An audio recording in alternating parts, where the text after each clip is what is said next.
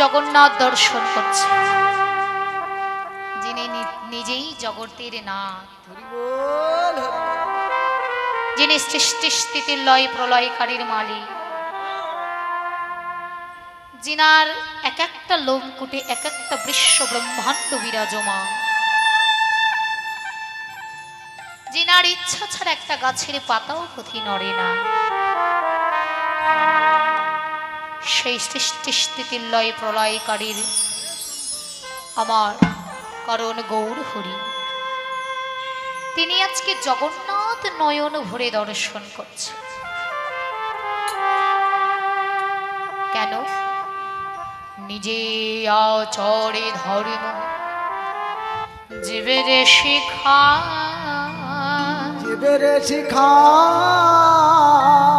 নিজে আচরণ না করিলে জীবেরে শেখানো না যায়, শিখানো না যায়। তাই মহাপ্রভু নিজে আচরণ করে জগৎকে শিক্ষা প্রদান করেছে। পৃথিবীতে তুমি যাই করো না কেন, পৃথিবীতে এসে এই যে আমরা সংসারী জীব, জীব আমরা সংসারী, তবে জীব সংসারী হলে হবে না, সংসার করো জীব, কিন্তু সংসারী হইও না। কি গো, বাস্তব জগতে এসেছে, সংসার জগতে এসেছে, ভগবান পাঠিয়েছে আমাদের সংসার ধর্ম পালন করতে হবে, এটাও একটা ধর্ম। সংসারে থাকা, সংসারের দায়িত্ব পালনে করা, এটা হলো একটা নিত্য ধর্ম।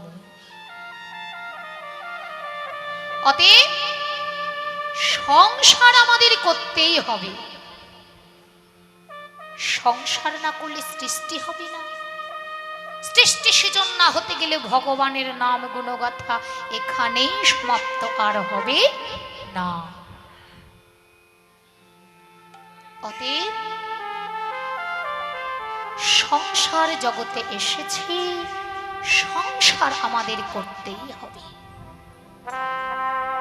বললেন না মায়ের ভক্ত রামপ্রসাদ সে, মা সংসার ধর্ম তোর বড় ধর্ম মা, তাই পারি না ছেড়ে যেতে। অতএব সংসার ধর্ম, এটা একটা ধর্ম, দায়িত্ব পালন করা, কর্তব্য পালন করা, এটা হচ্ছে আমাদের ধর্ম, করতেই হবে। তার মানে এই নয় যে তুমি সংসারী হয়ে যাবে। জয় রাধে। রামকৃষ্ণ পরমহংসদেব একটি কথা বলেছিলেন, ওরে খ্যাপা।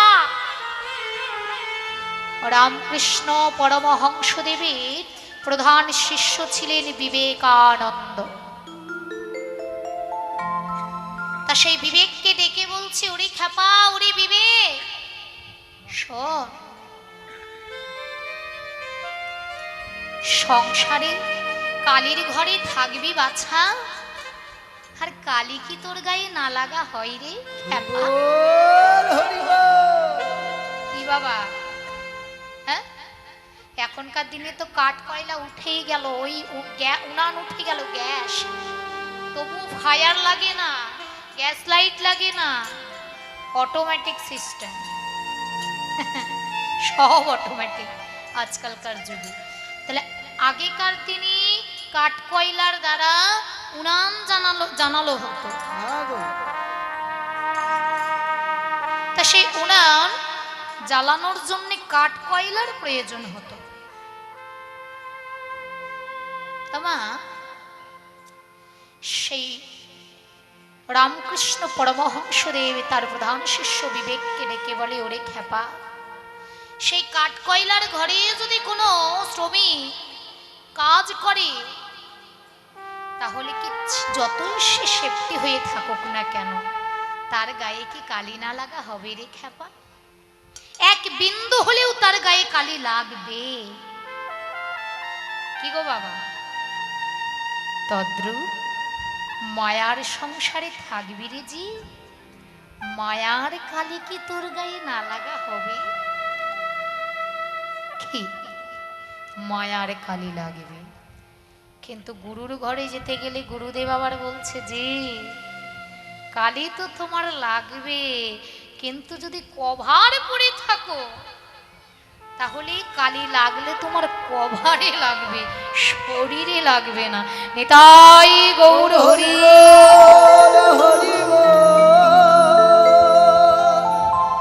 যেমন ধরো একটা উদাহরণ দিই তাহলে বুঝতে পারবে। ওই যে আষাঢ় শ্রাবণ আসছে, বৈশাখ মাস, কাল বৈশাখী ঝড় বৃষ্টি কত, তাহলে কোনো দাদা গিয়েছে বাইরে, এবার বাইরে গিয়েছে, মেঘ গর্জন হতে হতে প্রবল বেগে বৃষ্টিপাত হয়েছে।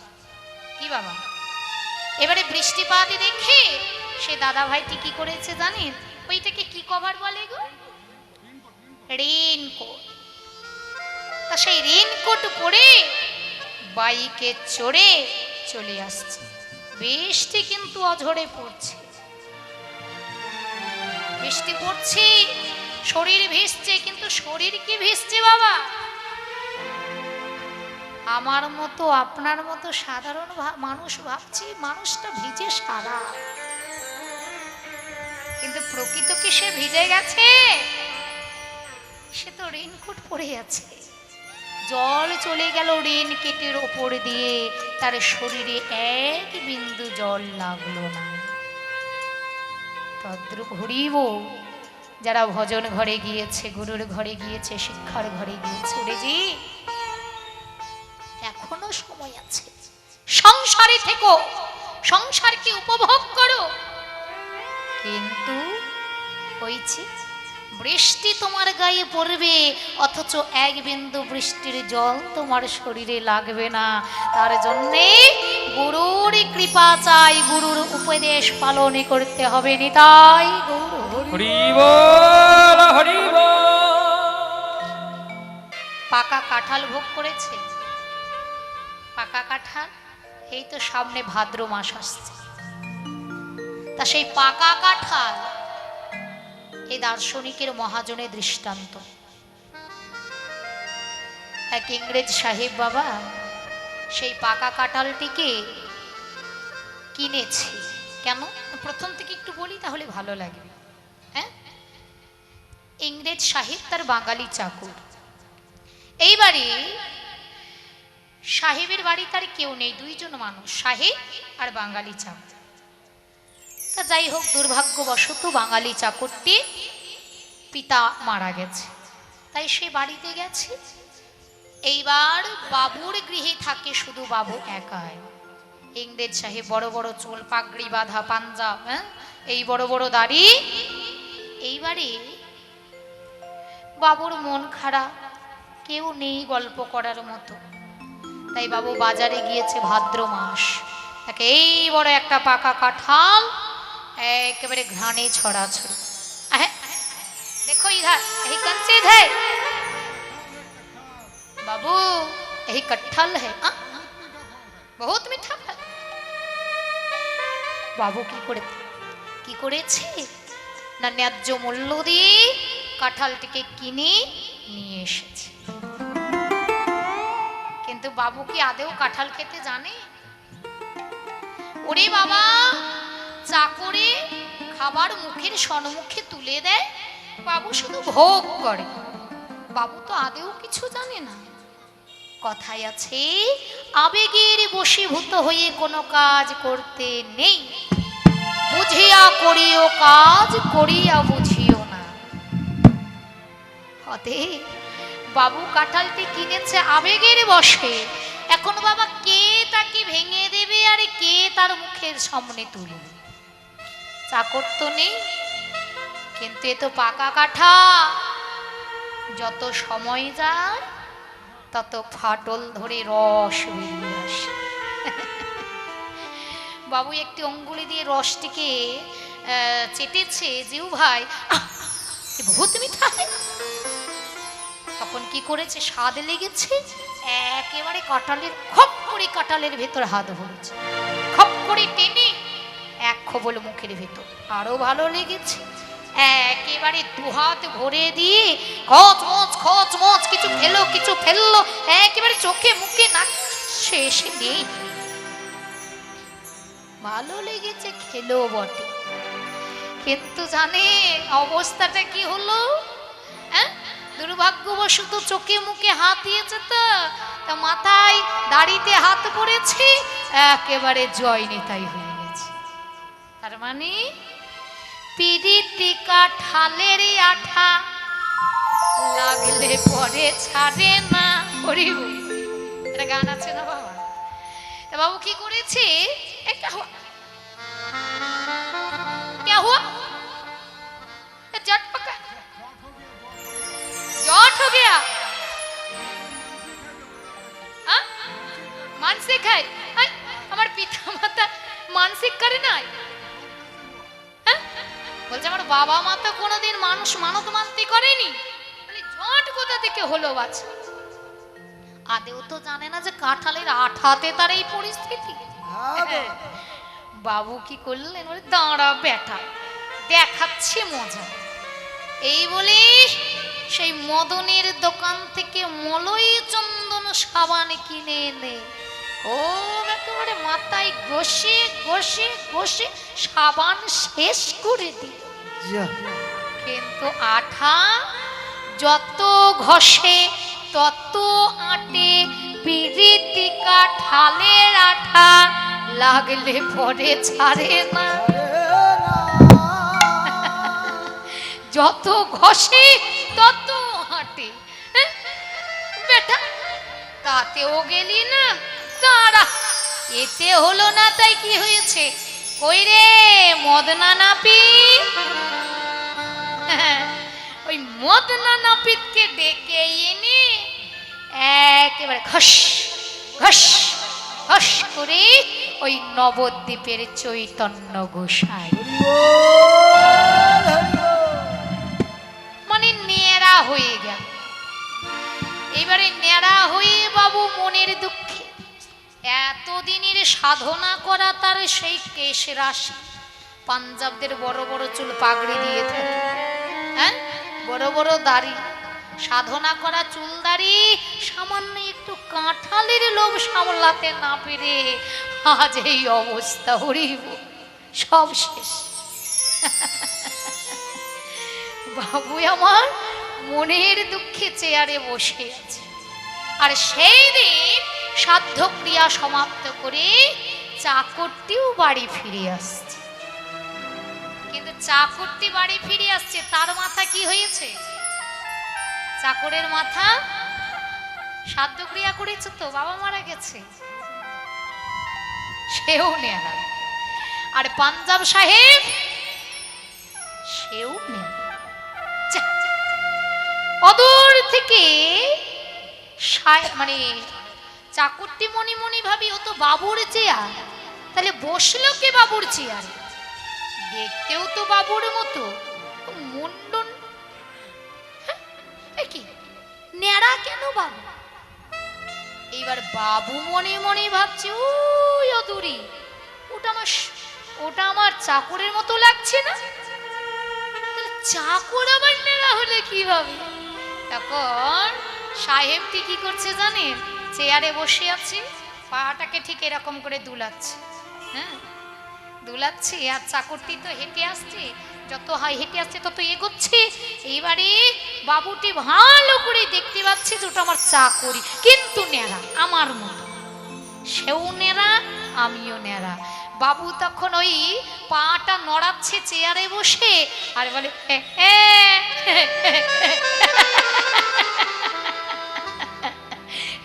बाबा हम भी कटहल खाया तो तुम भी कटहल खाया।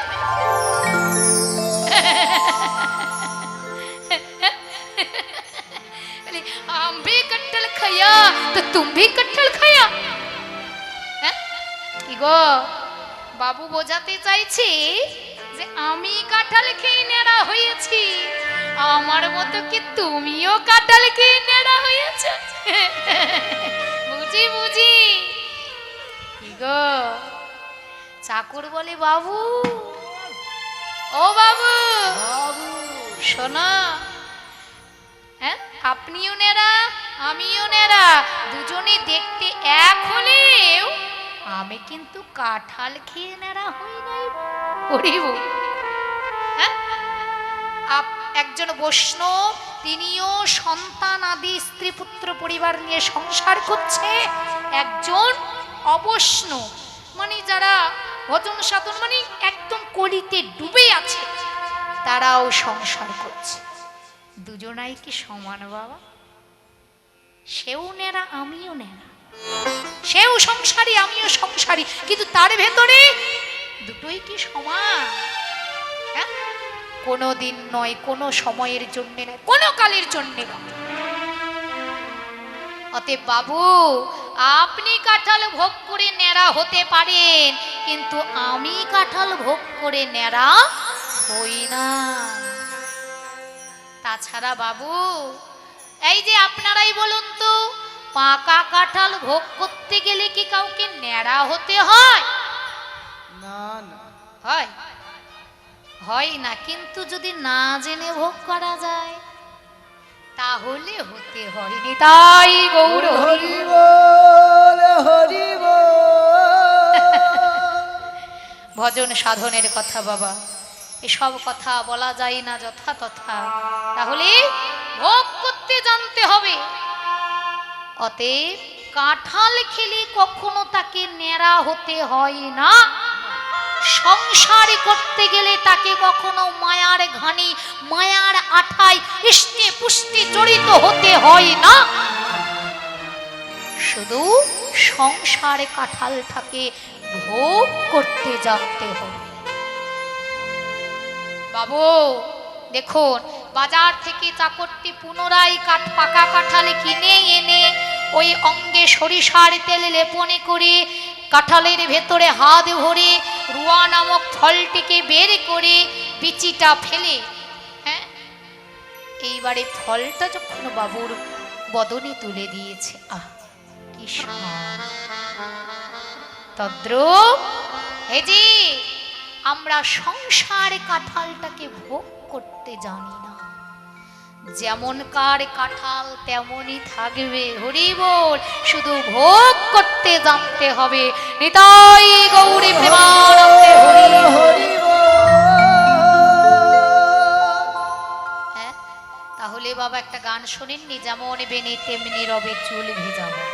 তাই এই যে সংসার জগতে আমরা এসেছি, এই সংসার জগতে এসে সংসারে কাঁঠালটাকে আমরা ভোগ করতে জানি না বলে অবিরত মায়ার আঠাতে ইষ্টে পুষ্টে জড়িত হয়ে ওই আমরা ডুবে পড়ে মরছি।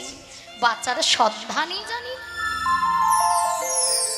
হ্যাঁ, জানি না, জানি না কেন? ওই যে জানাবে কে? ওই যে বাঙালির বাবুর বাড়ির বাঙালি যে চাকরটা আছে, তার মানে আমাদের পরম দয়াল শ্রী গুরুচরণ আশ্রয় করতে হবে। আর ওই গুরুর ঘরে যদি আমরা সময় মতো যাই কি বাবা, ওই অঙ্গে মানে হস্তে একেবারে সুন্দরভাবে সরিষার তেল লেপন করে যদি কাঁঠালটাকে আমরা একেবারে ঘেটে দিই, কাঁঠা লাগবে। তদ্রূপ যদি আমরা সংসারে জগতে পা রাখার আগে, কামিনী কাঞ্চন ভোগ করার আগে যদি একেবারে পরমে দয়াল শ্রী গুরুচরণী আশ্রয় করি থাকি, গুরুদেব আমাদের যে উপদেশ দিবে, সেই উপদেশ যদি আমরা অক্ষরে অক্ষরে পালন করে থাকি, তাহলে যতই আমরা সংসারে কাঁঠাল ভোগে করি না কেন, মায়া আঠা তো আমাদের শরীরে লাগবে না। তাই তোমরা গুরুচরণ আশ্রয় করো।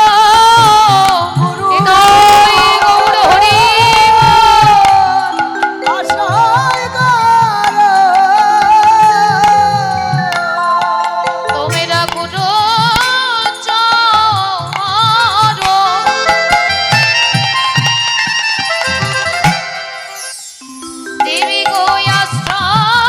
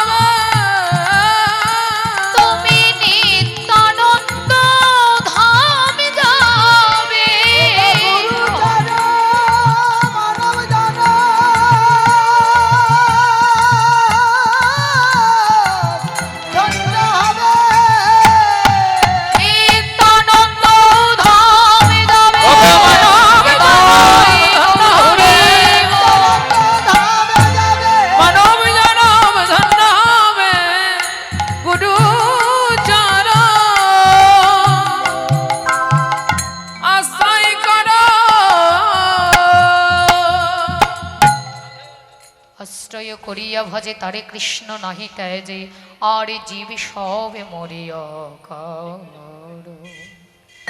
তাই মহাপ্রভু জগন্নাথ দর্শন করছেন, হ্যাঁ, আর জগন্নাথ দর্শন করতে করতে মহাপ্রভুর পেছন পেছন আর একজন এসেছে সেই অগ্রদ্বীপ হইতে। কে গো? গোবিন্দ ঘোষ।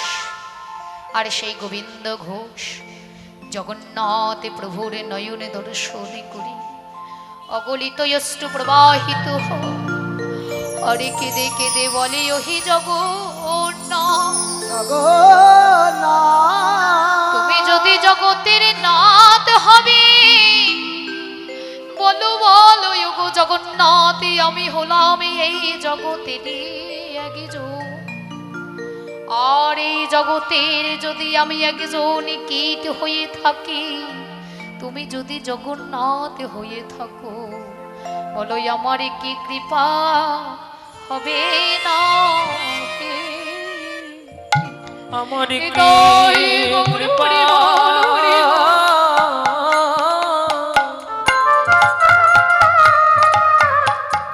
হবে না হে।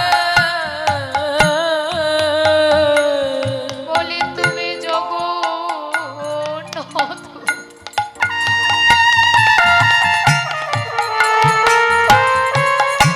জগন্নাথ নামে ধরেছ, বলো আমার কি কৃপা হবে না হে? তুমি জগন্নাথ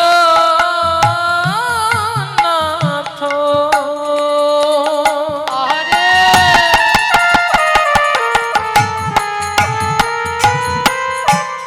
নাম ধরেছ, বলে আমি কি তোমার এই জগৎ ছাড়া? প্রভু গো, আমি কি তোমার জগৎ ছাড়া? অগো আমি কি তোমার জগৎ ছাড়া,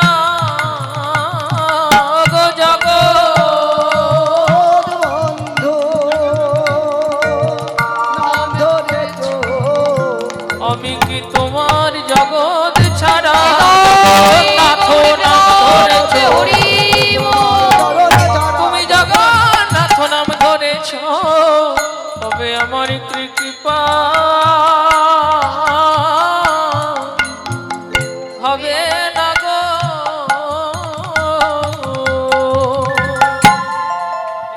দয়াময়, আমি কি তোমার জগৎ?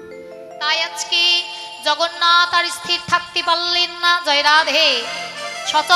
অচল জগন্নাথ দাঁড়িয়ে আছে, আর ওই অচল জগন্নাথ হইতে আরেকটি জগন্নাথ বেরিয়ে আসলেন, তিনি হলেন সচল জগন্নাথ, মানে আমার গৌর হরি।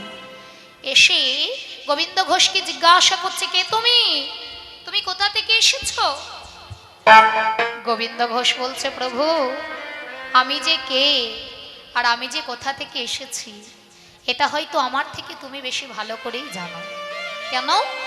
তাহলে আমার যে আমি করছি, আমাকে সৃষ্টি করেছো তুমি, অতএব তুমি সৃষ্টি স্থিতি লয় প্রলয়কারীর মালিক।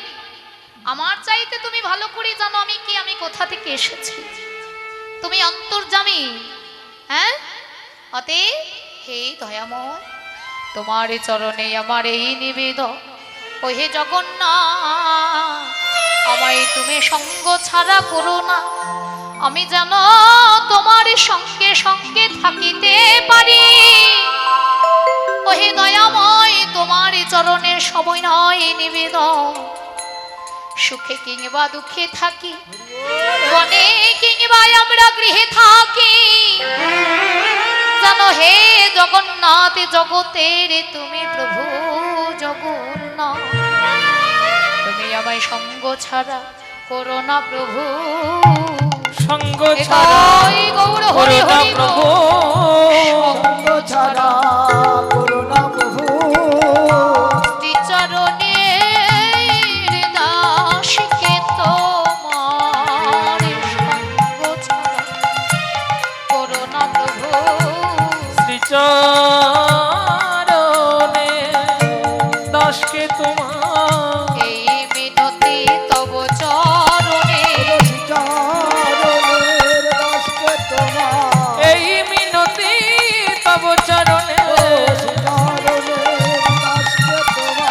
এই মিনতি তব চরণে হরি এই বল রাধে। মিনতি তব চরণে এই মিনতি তব চরণে সঙ্গ ছাড়া করুণা প্রভু প্রভু তুমি আমায় সঙ্গ ছাড়া করো না গোবিন্দ। শোনো গোবিন্দ, তুমি আমার সঙ্গে থাকতে চাও তাই না? কিন্তু জানো গোবিন্দ, আমার সঙ্গে থাকার বিষয়টা যে সম্পূর্ণ উল্টো। যারাই আমার সঙ্গে থাকে তাদের জীবনে অনেক অনেক অনেক কষ্ট পেতে হয়, অনেক দুঃখের সম্মুখীন হতে হয়, অনেক ব্যথা পেতে হয়। পারবে গোবিন্দ? গোবিন্দ গোবিন্দ বলছে, দয়াময়, তোমার সঙ্গে থাকতে গেলে দুঃখ কষ্টের কথা বলছো? বাবা, এই যে কারোর শরীরে যদি প্যারালাইসিস হয়, এটা ভালো করে বুঝুন। ধরুন একটা অঙ্গ প্যারালাইসিস হয়েছে, ধরুন বাম অঙ্গটা প্যারালাইসিস হয়েছে। এবারে সেই প্যারালাইসিসের উপরে বড় দেখে একটা ক্ষত হয়েছে। হ্যাঁ, বড় দেখে একটা ক্ষত হয়েছে, ঘা একেবারে পুজ রক্ত ঝরছে, অসহ্য। যে দেখছে তার শরীরটা শিহরে উঠছে। ইস, কতই না সে কষ্ট পাচ্ছে গো, কতই না সে ব্যথা পাচ্ছে, কতই না সে আঘাত পাচ্ছে। হ্যাঁ, কিন্তু বলুন তো বাবা, ওই প্যারালাইসিস হলার জায়গায়, যে জায়গায় প্যারালাইসিস হয়েছে সেই জায়গাতে পক্ষাঘাত হয়েছে, কি সে কি কষ্ট পাচ্ছে? সে কি ব্যথা পাচ্ছে? প্যারালাইসিস হওয়া মানে একটা যে অঙ্গে হবে সেই অঙ্গ মৃত অঙ্গ, অবশ হয়ে যাবে, কি তাই না বাবা? তাহলে সেই অবশ অঙ্গে যদি ঘা হোক, কাটা হোক, ছেঁড়া হোক, আঘাত পাবে? হ্যাঁ, ওগো দয়াময়, তোমার চরণে যে জনে আসে তার শরীরে তো আরে তারে হয়ে থাকে না।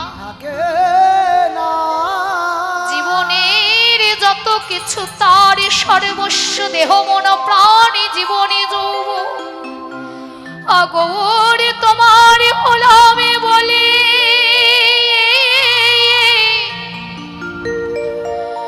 ওই চরণে ভক্ত সমস্ত কিছু সমর্পণ করে দেয়।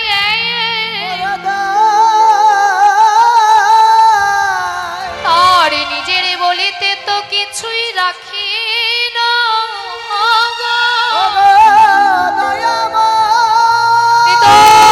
গৌরী প্রেমানন্দে হরি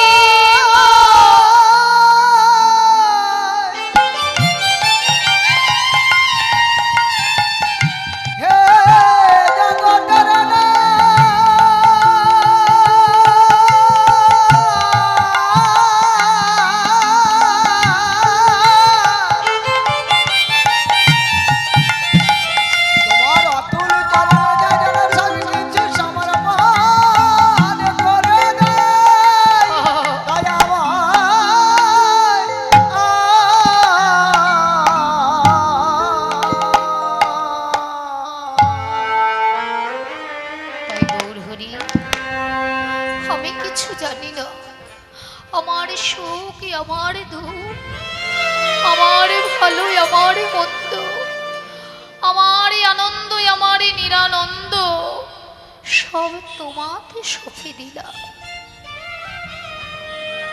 তুমি আমার, আরে আমি তোমার। এতে আমি যদি না খেয়েও মারা যাই তাতেও আমার কোনো দুঃখ না। শুধু তোমার সঙ্গ ছাড়া যেন আমায় করুণা হে। আবারে যদি পাঠাও রে দয়া,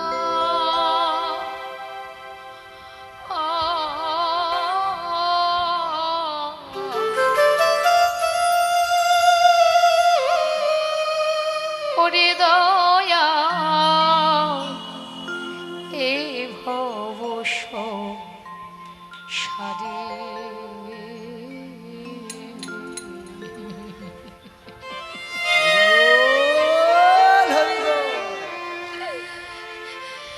একজনে কৃষ্ণ ভক্তি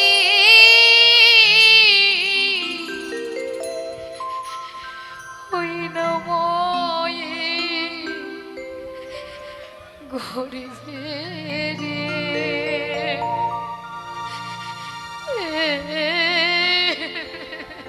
হরিদাই গৌর হরিবোল, হরিবোল। ওরে দয়া জনমে দিও মরে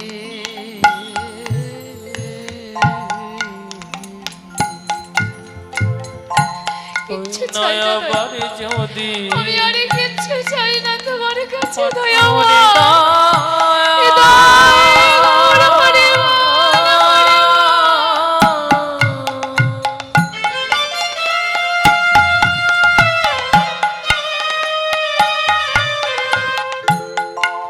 এ ভব সংসারে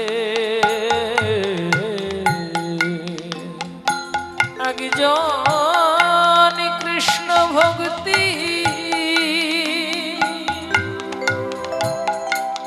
মায়ের গর্ভে রে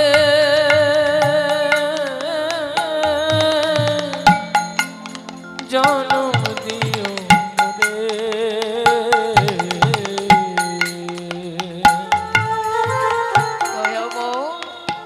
কৃষ্ণ ভক্তি ময়ের গোর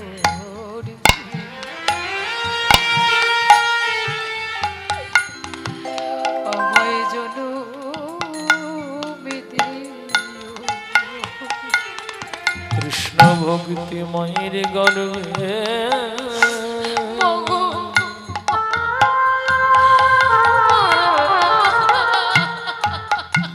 আমায় জনম দিও বাবা জানি না কোন সুকৃতির ফলে জানি না কোন জন্মের ভাগ্যের ফলে আজ কৃষ্ণ ভক্তি মায়ের গর্ভে আমার জন্ম হয়েছিল বলে আজ আপনার সাধুগুরু বৈষ্ণবের সমাজে আমি দুটো কৃষ্ণ কথা কইতে পারছি ভক্ত সঙ্গ করতে পারছি গৌর বলে কাঁদতে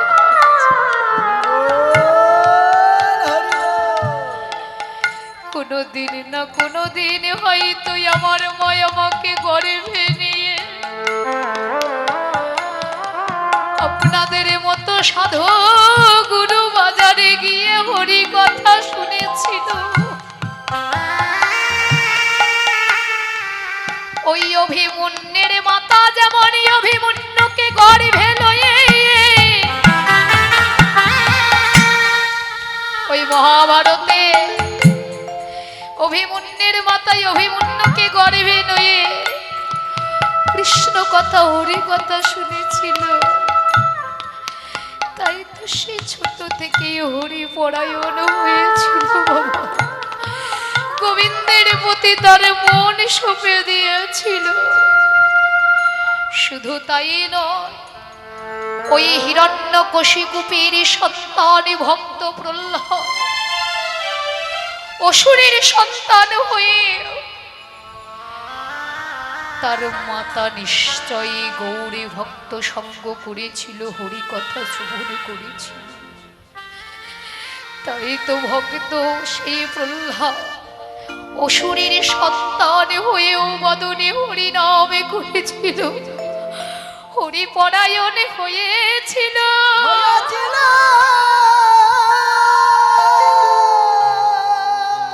দয়াময় তোমার চরণে আমার সবিনয় নিবেদন আবার যদি কোনো দিনই আমাকে কালের বসে এই ধরার বুকে আসিতে হয় কৃষ্ণ ভক্তি মায়ের গর্ভে আমায় জনমে দিও কৃষ্ণ ভক্তি নিতাই গৌর হরি গর্ভে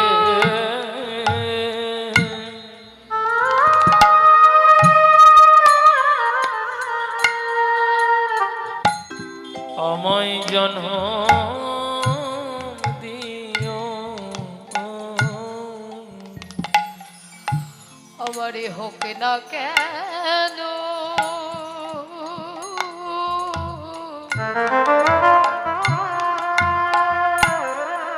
হোক না কেন যে কুলে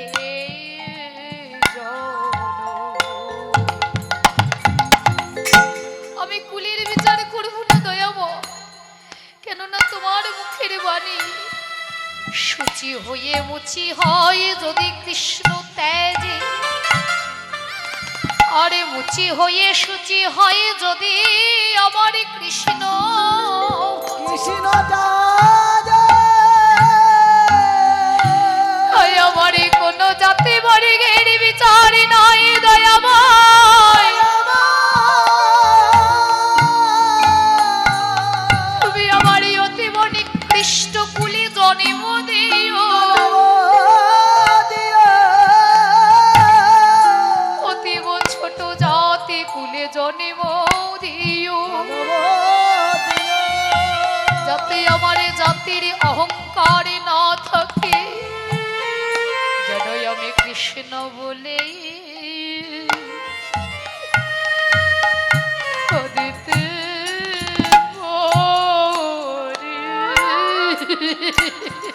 আমি কৃষ্ণ বলে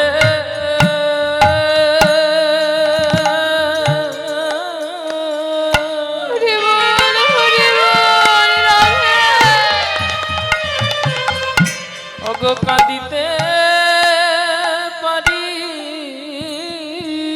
যে কুলে কুলে জানো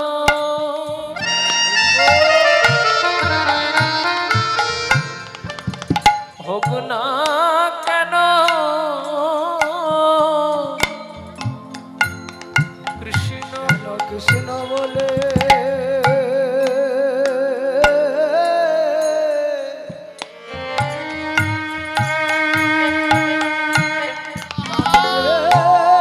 পারি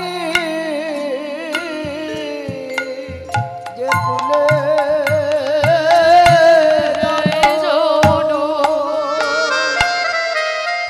হোক না কেন হয়ে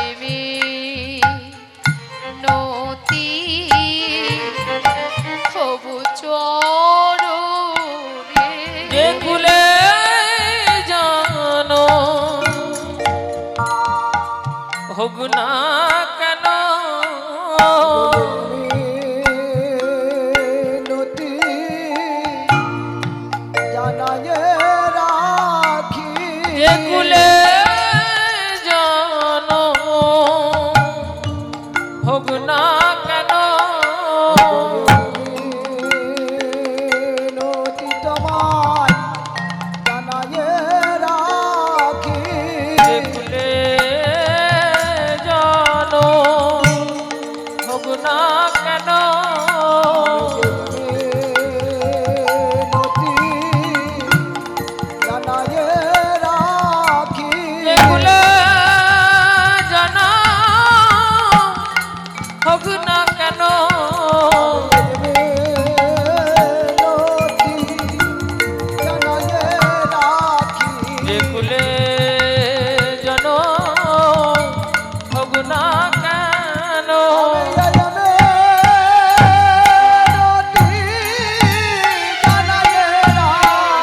যে কুলে জানো হোক না আনন্দে হরিব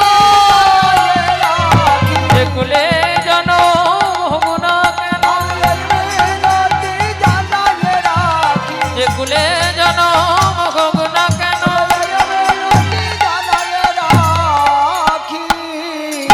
অভিজন বিষ্ণু ভক্তি মায়ের গর্ভে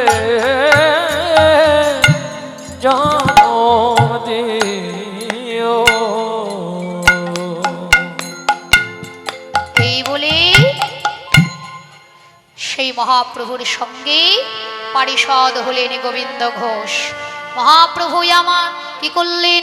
ভক্ত সঙ্গ লয়ে কি করলেন? দেখো মহাপ্রভু পারিষদ সঙ্গে লয়ে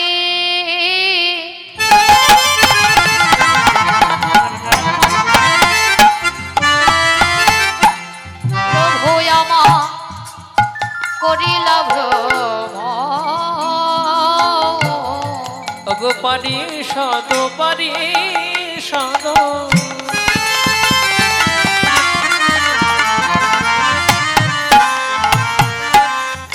সঙ্গে লয়ে প্রভু চলিল তখন নগরে নগরে প্রভু করিছে ভ্রমণ। আর নগরে নগরে জয় গৌর হরি বল। করিছে ভ্রমণ। আনন্দ ভরি আনন্দ আর ধরে না হলি পানি সদ সঙ্গে লয়ে ভরি আনন্দ আর ধরে না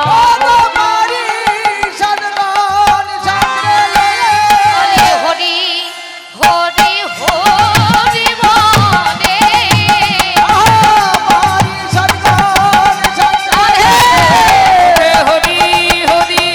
হরি বলে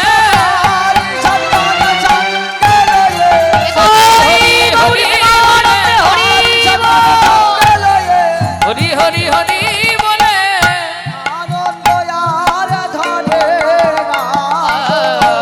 নগরে নগরে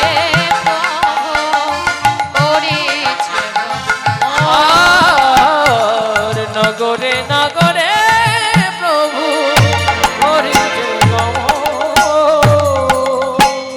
ভ্রমণে করিতে করিতে মহাপ্রভু হলো পিপাসার্থ। পিপাসায় মহাপ্রভুর যেন গলা শুকিয়ে আসে। এমতো অবস্থায় পিপাসা নিবৃত করবে কিভাবে? দেখে এক ঘোলালা ঘোল বিক্রয় করছে বাবা। এইবারে সেই ঘোলালাকে দর্শন করে মহাপ্রভু বলছে, এই যে ও ঘোলালা, তা এক কাজ করো তো, তোমার ওই সব চাইতে যেটা বড় ঘোল রয়েছে সেই ঘোলের ভাণ্ডটা আমায় দাও। এইবারে ঘোলালা মনে মনে ভাবছে, আহারে আজ না জানি কার বদন দেখে আমি সকালবেলায় ঘুম থেকে উঠেছি, সব চাইতে বড় ভাণ্ডটা আজ আমার বিক্রয় হবে। হ্যাঁ? তার মানে আমি আজকে অনেক পয়সা উপার্জন করতে পারবো। এই বলে বড় ভাণ্ডটা মহাপ্রভুর হস্তে তুলে দিয়েছে। আর মহাপ্রভু বড় আনন্দের সহিত একেবারে সুন্দর করে ঘোলটি পান করেছে। ঘোল পান করে কি করেছে? হ্যাঁ, ভাণ্ডটা দিয়েছে হস্তে গোয়ালা, বলে গোয়ালাই নাও ভাণ্ড ধরো, আমার ঘোল পান করা হয়ে গেছে। এইবারে ঘোল পান যেই হয়েছে, গোয়ালা মনে মনে ভাবে যে সে টাকাটা বের করুক, তার আগে আমি কি করি, তৎক্ষণাৎ আমি আমার ভাণ্ডগুলো সুন্দর করে গুছিয়ে নিই। এর ভাণ্ডগুলো গুছোতে আছে আর মহাপ্রভু হরিনাম করতে করতে চলে গেছে। আর চলে গেছে ঘোলালা ভাণ্ড সাজিয়ে নিচু মুখটা উঁচু করে দেখে কি সে কই, আমার যে ঘোল কিলো সে কই, এ কি নাচতে নাচতে চলে যাচ্ছে। বলে প্রভু, ও প্রভু, এই যে, আরে ও প্রভু, কোথায় যাচ্ছ? তুমি ডাকছো? বলে হ্যাঁ, তুমি যে আমার ঘোল খেলে সব চাইতে বড় ভাণ্ডের ঘোল, তা ঘোলের পয়সা কে দেবে? পয়সা? আমি পয়সা কোথায় পাবো?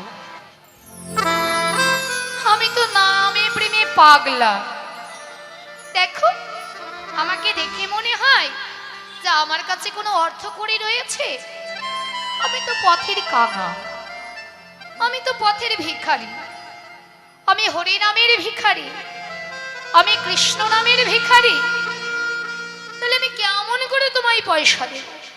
দেখেছো, হে ভগবান, আজ আমি কার মুখ দেখে সকাল সকাল উঠেছিলাম, আমার সবচাইতে বড় ভাণ্ডের ঘোল সেটাও গেল, পয়সাটাও গেল। ঠাকুর, আমি যে কি যে করি। বলে শোনো, দুঃখ পেও না, আমি অর্থ দিতে না পারলাম তাই কি হলো, পেছনে পেছনে আমার পারিষদ আসছে, তারা তোমায় ঠিক আমার পয়সা দিয়ে দেবে। বেশ, মহাপ্রভু চলে গেলেন। পেছনে পেছনে পারিষদ আসছে। হ্যাঁ, পেছনে পেছনে দুটি হাত তুলে পারিষদগণ হরিনামে করতে করতে চলে আসছে। হরি বল হরি বল হরি বল করতে, হরি বল রে হরি বল রে, বল রে বল রে হরি বল রে, হরি বলো রে হরি বলো রে, বলো রে বলো রে হরি বলো রে, হরি বলো রে, হরি বলো রে, বলো ধনী রাধে। হরি বলো রে, হরি বলো রে বলো রে বলো রে হরি বলো রে, হরি বলো হরি বলো হরি বলো, হরি নাম ছাড়া জীবের কোনো গতি নাই। হরি বলো, হরি বলো, সকলে বাহু তুলে করতালি দিয়ে হরি নাম ছাড়া জীবের কোনো গতি নাই। একবার হরি বলো হরি বলো হরি বলো ভাই, হরি নামে ছাড়া জীবের কোনো গতি নাই। একবার হরি বলো হরি বলো হরি বলো ভাই, হরি নাম ছাড়া জীবের কোনো গতি নাই। হরি বলো রে হরি বলো রে, একবার বলো রে বলো রে হরি বলো রে, বলো ধনী রাধে।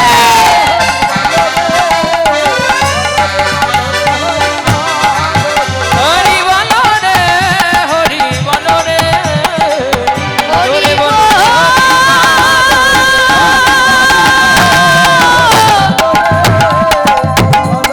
হরি হরি বলো রে, হরি হরি বলো রে। একে বলো, শুধু ধেই ধেই করে নাচলে চলবে? তাই তো? তোমাদের প্রভু ঘোল পান করে গেছে, বলেছে তোমাদের কাছে অর্থ নিতে, অর্থ দাও। আমরা কোথায় পাবো? হ্যাঁ, কে ঘোল পান করে গেল না গেল আমাদের দোহাই দিয়ে দিচ্ছ যে আমাদের প্রভু? হ্যাঁ, কে পান করে গেছে না করেছে আমরা কি দেখেছি? প্রমাণ আছে কিছু? হ্যাঁ, এই বলে ভক্তরাও হরিনাম করতে করতে চলে গেল। যা, নয়ন জলে বহু ভাষায়ে মনের দুঃখে কাঁদছি, আর পশরাটা মাথায় তুলতে যাবে বাবা। আরে যেই না কাঁধে তুলতে যাবে অমনি দেখে কি আমার এই পশার এত ভারী লাগছে কেন? তাই তো? হ্যাঁ, আর বড় ঘোলের ভাণ্ড তো প্রভু পানই করেছে, আরো হালকা হওয়ার কথা, তা না করে যা ভারী ছিল তার চাইতে দ্বিগুণ ভারী। হ্যাঁ? মহাপ্রভু দেখুন গোবিন্দের অপার লীলা, বোঝা বড় দায়। হ্যাঁ? ভক্ত ভগবানের জন্য আমরা বিন্দু দিই আর চাই অগাধ অগাধ। ভগবান রূপং দেহি গুণং দেহি যশং দেহি ধনং দেহি, দেহি দেহি দেহি দেহি দেহি। একবারের জন্য ভগবানকে বলি না লেহি, হে ঠাকুর তুমি কেমন আছো, তুমি কি করছো, তুমি সেবা করেছো তো, তুমি ঘুমিয়েছো তো, তুমি ভালো আছো তো দয়াময়? দিনান্তে একটি বার আমরা জিজ্ঞাসা করি না। বললেন না সেই দ্বিজেন্দ্রনাথ, কি বললে? লক্ষ শূন্য লক্ষ বাসনা ছুটিছে গভীর আধারে, জানি না কখন ডুবে যাবে গো অকুল গরল পাথারে। আশা কামনা বাসনা গজগজ করছে আমাদের ভেতরে, দেহি দেহি হে ভগবান রূপ দাও, যৌবন দাও, ধন দাও, টাকা দাও, পয়সা দাও। লক্ষ শূন্য লক্ষ বাসনা ছুটছে গভীর আধারে, চাওয়া পাওয়ার শেষ। কিন্তু হে দয়াময়, একটি বাড়ির জন্য তোমাকে চাই না। লক্ষ শূন্য লক্ষ বাসনা ছুটিছে গভীর আধারে, জানি না কখন ডুবে যাবে গো ওই নয়কুল গরল পাথারে। একটি বাড়ির জন্য জানি না, দম ফুরালে সব শেষ, এখানেই চাওয়া শেষ, এখানেই পাওয়া শেষ। তাহলে ওই অন্ধকার ঘনিয়ে আসলে চাওয়া পাওয়া সব শেষ, সেই দিন কে থাকবে জানো? প্রভু বিশ্ব বিপদ হন্তা, যে ছিল যে আছে সেই থাকবে। তুমি দাঁড়াও রুধিয়া পন্থা, আমি দেখি নাই কিছু, বুঝি নাই কিছু, দাও হে দেখায় বুঝাই মলিন মরে মোছাই। তুমি নির্মল করো মঙ্গল করে মলিন মরে মোছাই। অতএব ভগবান পুণ্য কুরুক্ষেত্রে দাঁড়িয়ে, মহাপুণ্য কুরুক্ষেত্রে দাঁড়িয়ে দণ্ডায়মান অর্জুনকে বললেন, হে অর্জুন, কি নিয়ে এসেছ? কি নিয়ে যাবে? হ্যাঁ, কিসের জন্য তুমি আমার আমার করছো? কি তোমার? যেটা হয়েছিল ভালোই হয়েছে, যেটা হচ্ছে ভালোই হচ্ছে, যেটা হবে সেটা ভবিষ্যতে ভালোই হবে। অতএব কি তোমার? কি নিয়ে এসেছ? কিছুই তোমার নয়। অনিত্য অসুখকর লোকমিম প্রাপ্য ভজস্মম, অর্থাৎ অনিত্য অসুখকর এই সংসার, এই সংসারে মৃত্যু বলতে একমাত্র আমার গৌর গোবিন্দের শ্রীপাদে চরণে পদ্ম। নিতাই গৌর হরি বল হরি বল। তাই হে অর্জুন, সর্ব ধর্মণ পরিত্যজ মমেকাং শরণং ব্রজ, অহং ত্বং সর্ব পাপেভ্যো মোক্ষয়ামি মা শুচো।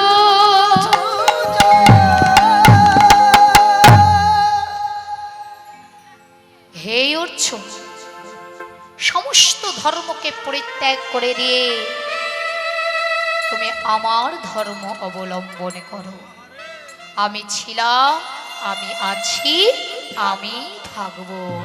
অতএব সব ধর্ম পরিত্যাগ করে দিয়ে তোমরা আমাতে সব সঁপে দাও, আমার চরণে সারে করো। প্রেম সে বলে হরি বল। হরি বল।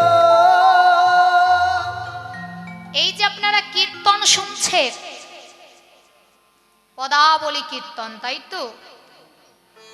তাহলে কীর্তন কয় প্রকার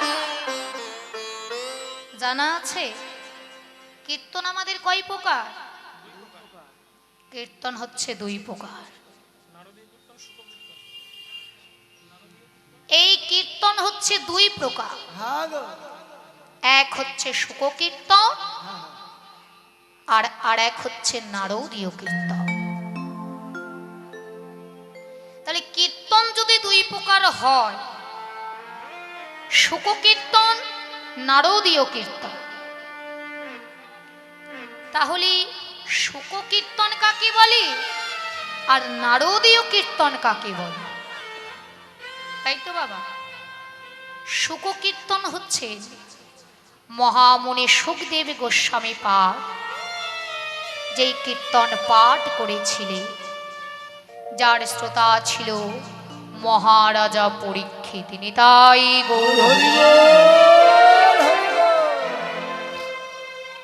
এটা হলো শুক কীর্তন।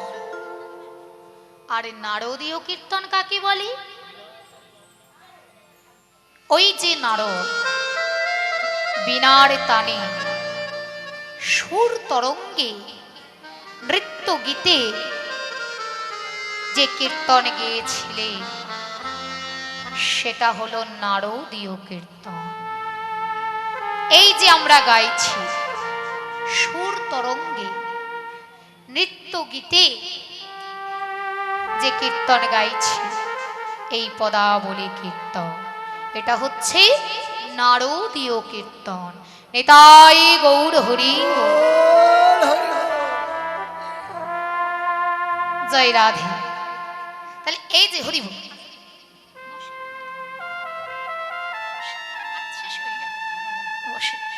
জয় রাধে। তা বাবা, এই যে ভগবান আজকে সেই গোয়ালা যখন কাঁধে করেছে বাঘটি ভার হয়ে গেছে, কাঁধ থেকে নামিয়ে যেই বাবা সেই ভাণ্ডগুলো তুলে দেখছে, ভাণ্ডের ভেতরে যে বড় ভাণ্ডটা রয়েছে, ভাণ্ডের ভেতরে সোনা দানা হীরা মণি মুক্তা কপি কাঞ্চন সমস্ত কিছুতে ভরপুর হয়ে রয়েছে। হরি বল, হরি বল। তাহলে এর থেকে কি বোঝা যায়? ভগবানের জন্য যদি আমরা বিন্দু দান করতে পারি, ভগবান আমাদের জন্য সিন্ধু দান করে দেয়, তাই না? রাধে, বিন্দু দান করলে সিন্ধু দেয়, তাই না? আমরা কোথা থেকে এসেছি? কি কোথা থেকে? এই সিন্ধু ভগবান দিয়েছে বলেই তো এসেছি। হ্যাঁ, তাহলে বিন্দু দান করলে ভগবান সিন্ধু দেয়। ভগবানের ইচ্ছায় আমরা এসেছি, নচেত আসতে পারতাম না। এমনও দাম্পত্য জীবন আছে, সারা বছর ওই শিল নোড়াই শেকড় বাকড়ে বেটে বেটে খেয়ে নিজের জীবনটাকে শেষ করে দেয়। একটা মা বলা সন্তান তারা খুঁজে পায়। কিন্তু ভগবানের যদি ইচ্ছে হয় বিন্দুতেই সিন্ধু মেলায়, তার প্রমাণ আমি আপনি আমরা সকলে। নিতাই গৌর হরি। হ্যাঁ, তার ইচ্ছা আমাদের ইচ্ছে। আমরা ভাবি যে আমি করছি, এ যে তুমি কি করো, আজ তোমার কর্ম করার ক্ষমতা হয়েছে, তুমি খুব বলছো কর্ম না করলে ভগবান খেতে দেবে না। এই তুমি যেদিন মাতৃ জঠরে ছিলে সেদিন কি কর্ম করতে? হে, কি কোনো কর্ম করতে পারতাম? তাও আবার অন্ধকারে, তাও আবার কোথায় চন্দ্র সূর্যের প্রকাশ ছিল না, দম বন্ধ হয়ে মারা তো যায় নাই। হেটমুন্ড যুদ্ধ পদে মারা গেছিলাম, সেদিন তো কোনো কর্ম করতাম কি? করি নাই।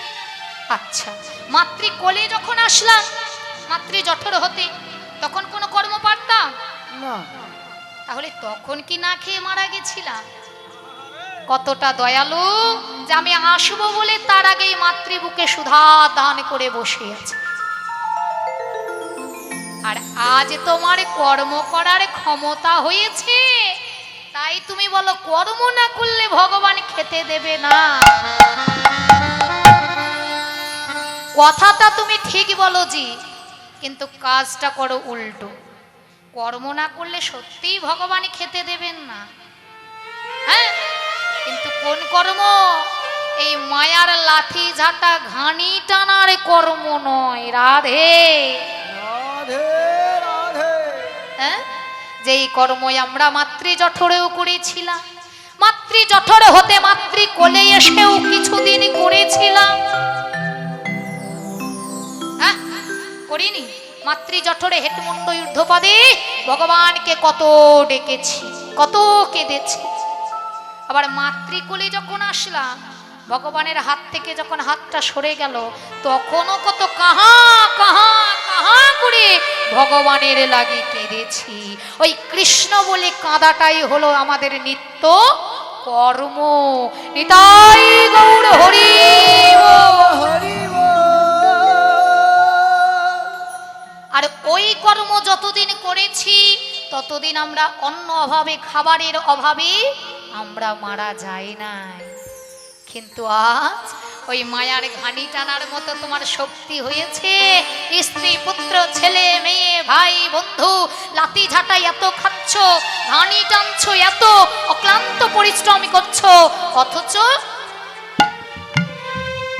তোমার এই জীবন হতে দুঃখ কষ্ট যাচ্ছে না।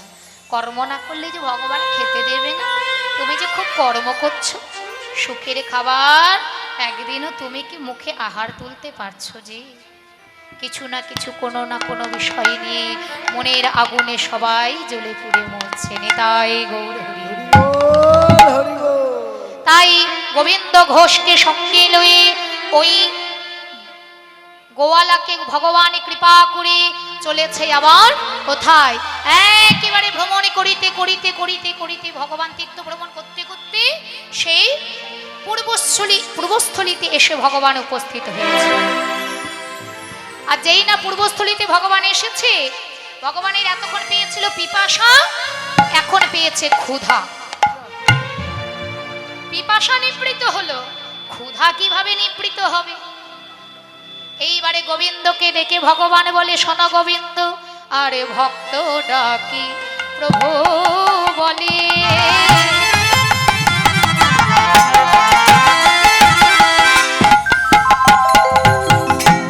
শোনো হে গোবিন্দ, আরে ভক্ত ডাকি প্রভু বলে।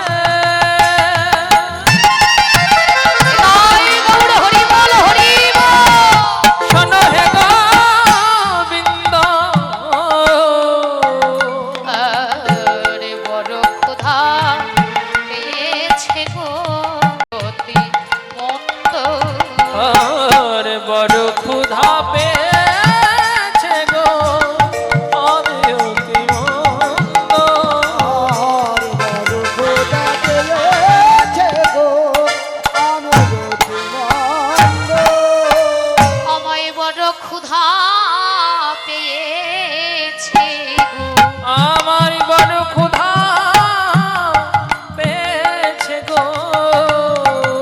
ওগো শোনো বলি হে গোবিন্দ, বড় ক্ষুধা পেয়েছে গো। ওগো শোনো বলি হে গোবিন্দ, দাও দাও আমায় সেবা দাও গো। শোনো বলি হে গোবিন্দ, দাও দাও আমায় সেবা দাও গো। বলি হে গোবিন্দ, ধরি নিতাই গৌর হরি বল। হে গোবিন্দ, দাও দাও আমায় সেবা দাও গো। আমায় বড় ক্ষুধা পেয়েছে গো। বড় ক্ষুধা পেয়েছে গো। আমি অতি মন্দ। বড় ক্ষুধা পেয়েছে হে গো আমি অতি মন্দ। হে গোবিন্দ, আমার বড় ক্ষুধা পেয়েছে। দেখো, ভক্ত হওয়া অত সহজ ব্যাপার নয়। প্রতি পদে পদে, প্রতি ক্ষণে ক্ষণে ভগবান ভক্তকে পরীক্ষা করে। গোবিন্দের কাছে সেবা চেয়েছে। হ্যাঁ, এইবারে সেই গোবিন্দ বলছে, প্রভু কোথায় সেবার ব্যবস্থা করতে পারবো? তুমি তো নিজেই সর্বশক্তিমান, তোমার ইচ্ছা হলে সব সম্ভব। বেশ, তোমার যখন ক্ষুধা পেয়েছে, তুমি যখন চেয়েছো, অবশ্যই তোমার কৃপা হতে গেলে মিলবে। তাই গোবিন্দ ঘোষ কি করলে না, সকল ভক্তকে বললেন, প্রভুর বড় ক্ষুধা পেয়েছে, দেখুন ভগবানের কৃপা হতে গেলে কিনা সম্ভব। নিজের ইচ্ছায় জীবে কোটি বাঞ্ছা করে, ভগবানের ইচ্ছে নইলে এক বাঞ্ছা নাহি পুরে। তাই না বাবা?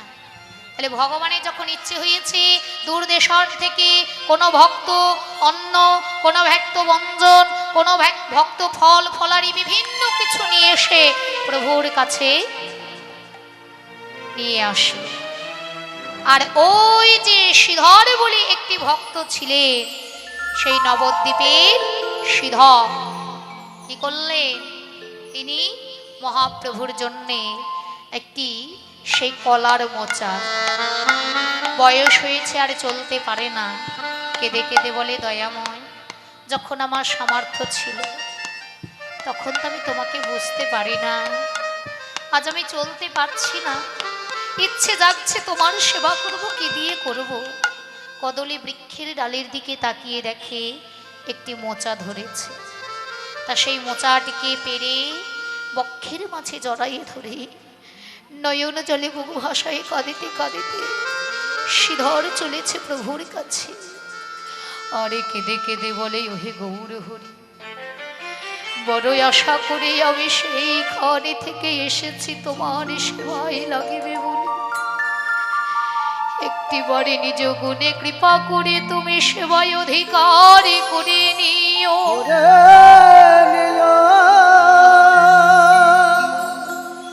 ভক্তের ভগবান গোবিন্দকে বলে, ও গোবিন্দ, তুমি যা রন্ধন করবে করবে, কিন্তু এই যে ভক্তি ভরা মোচা, এই মোচাটি আমাকে রন্ধন করে দিও গোবিন্দ। কেন?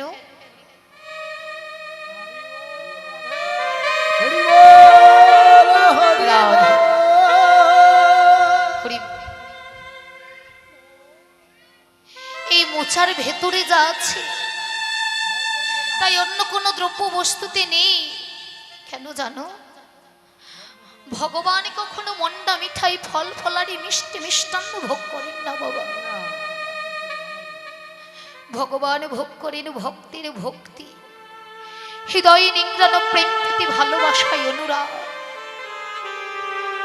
ভক্তি চন্দন লেপন করে, মন তুলসী দিয়ে, নয়নে গঙ্গা জল প্রবাহিত করে যদি কোনো কাঙালে ভক্ত ভগবানকে বলতে পারে,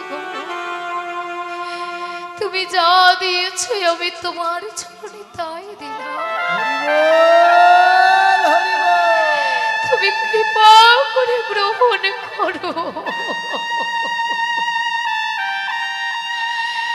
ভগবান পারেন না, সব সহ্য করতে পারে, কিন্তু ভক্তের নয়নের ভক্তি ভরা জল সেটা সহ্য করতে পারেন না। তাই সুন্দরভাবে ভগবানের সেবায় লাগালে সেই মোচা ভগবানের সেবা অধিকারে করি, সেবা পেয়ে ভক্তগণকে সঙ্গে লই আবারই চলেছে মনানন্দে নাচিতে নাচিতে।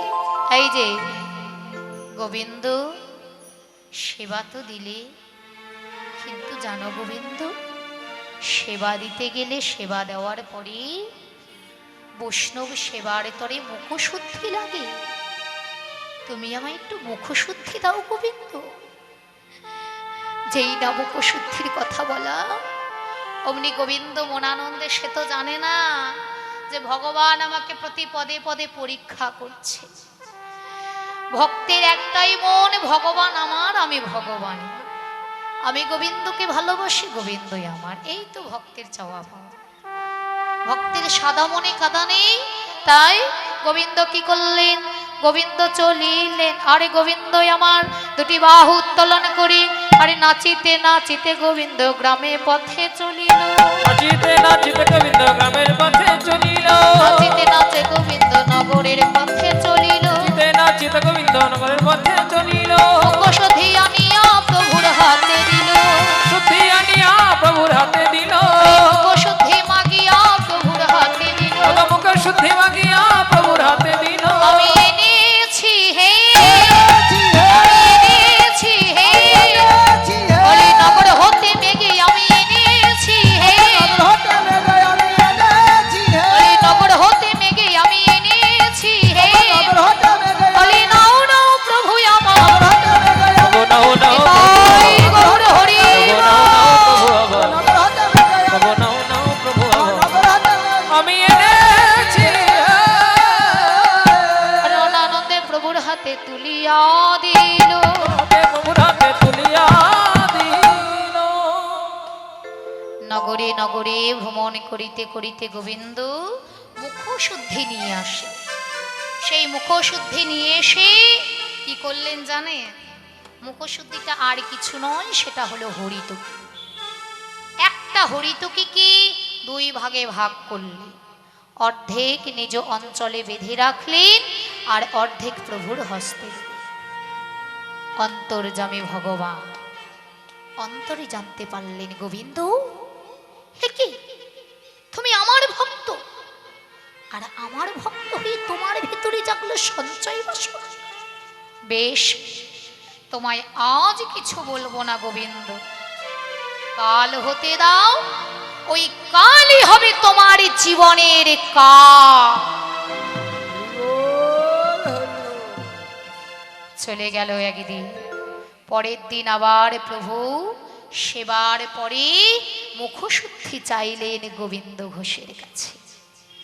আর যেই না গোবিন্দ ঘোষের কাছে মহাপ্রভু মুখশুদ্ধি চেয়েছে, অমনি কালকে আনতে একটু দেরি হয়েছিল বাবা, কেন কালকে নগরে গিয়ে মেঘে নিয়ে এসেছিল, কিন্তু আজ তো চাইতে হয় নাই, আজ নগরেও যেতে হয় নাই, আজকে সঞ্চয় করে রেখেছে, আর সেই সঞ্চিত করা ধন, সেই মুখশুদ্ধি, সেই হরিতকি প্রভুর হাতে তুলে দিয়েছে। আর যেই না প্রভুর হস্তে দিয়েছে, প্রভু বললেন, এ কি গোবিন্দ,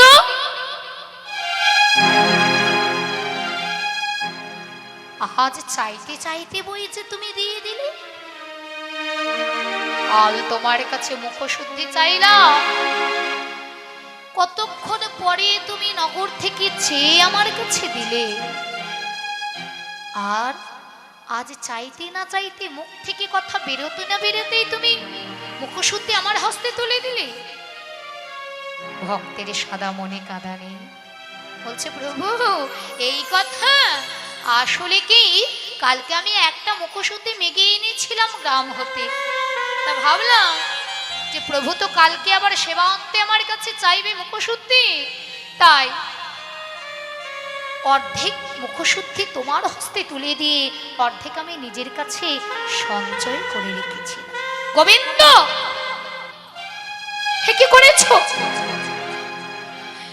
আমার ভক্ত হয়ে তোমার ভেতরে জাগিলে সঞ্চয় বাসনা, তবে জেনে রাখো গোবিন্দ, আজ হতে তোমায় আমি করিলাম আমার সঙ্গ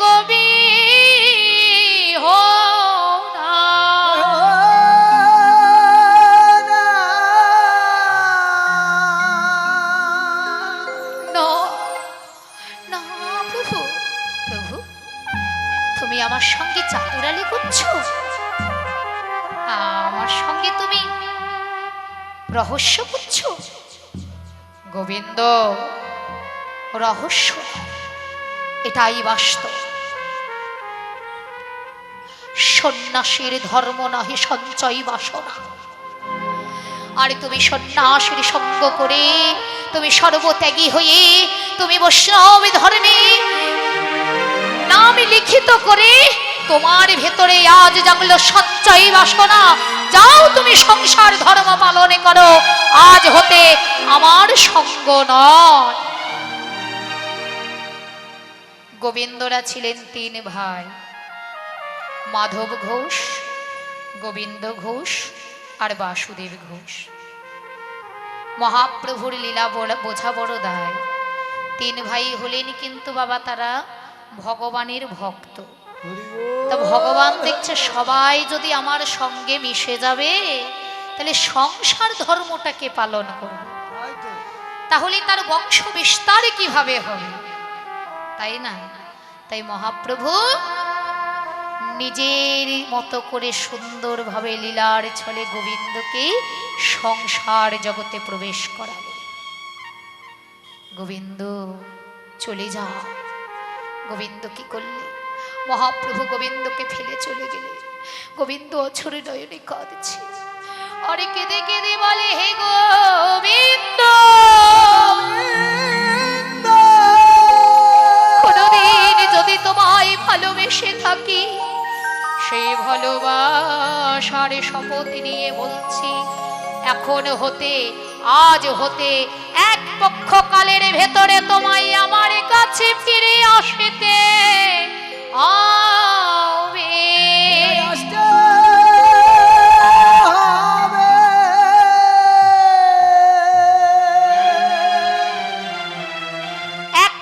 কাল মানে 15 দিন ভগবানের ভক্ত গোবিন্দ ঘোষ অঝর নয়নে কাঁদে। একদিন যায়, 2 দিন যায়, 3 দিন যায়, এমন করিতে করিতে সেই 13 দিনের পরে 14 দিন গোবিন্দ ঘোষ আর পারলেন না, গেলেন যমুনায় স্নান করতে। স্নান করতে গিয়ে অঝর নয়নে কাঁদে, হরি কেঁদে কেঁদে বলে, তুমি যদি ভগবান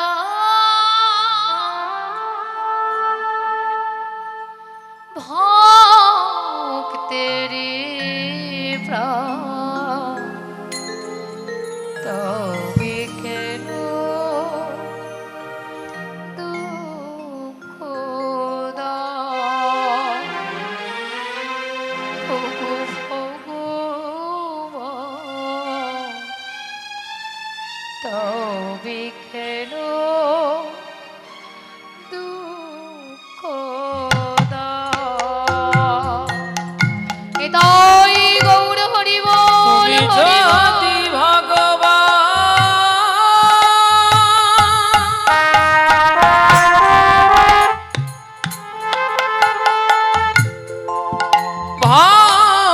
ভক্তেরি প্রাণ, দয়াময়, তবে কেন